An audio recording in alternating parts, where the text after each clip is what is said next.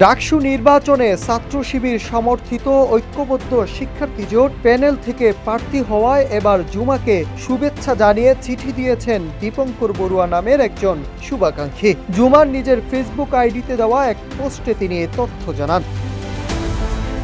পোস্টে জুমা লিখেছেন, আজ একজন আঙ্কেল তার ভাগ্নিকে নিয়ে ক্যাম্পাসে আসছিলেন। আমি শো শেষে জুনিয়রদের সঙ্গে আলাপচারিতা করছিলাম। এমন সময় অনেক দোয়া করলেন, তারপর হাতে একটা খাম দিয়ে বললেন আমার জন্য একটা চিঠি লিখেছেন। তিনি আরো লিখেন, আমি পরে খাম খুলে দেখি একটা চিঠি ও 10,000 টাকা। অনেক জোরাজুরির পর আঙ্কেল টাকা ফেরত নিয়েছেন। আমি আসলে জানি না এই ভালোবাসার দায় মিটাবো কিভাবে। আমার সাহস, যোগ্যতা, সততা বাড়িয়ে দিও মাবুদ। এভাবেই তিনি সৃষ্টিকর্তার কাছে দোয়া চেয়েছেন।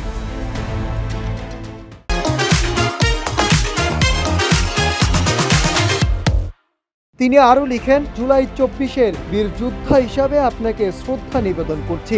ডাকসু দি স্টুডেন্ট ভয়েস দেখে আপনার যুক্তি, সাহসিকতা, অদম্য আত্মবিশ্বাস সত্যিই আমি আনন্দ অনুভব করছি।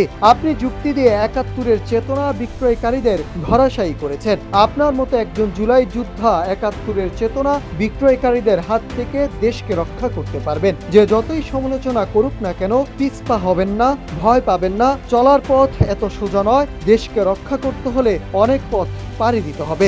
দোয়া করি আপনি পারবেন। Nahid Hasan, news desk, Ittefaq.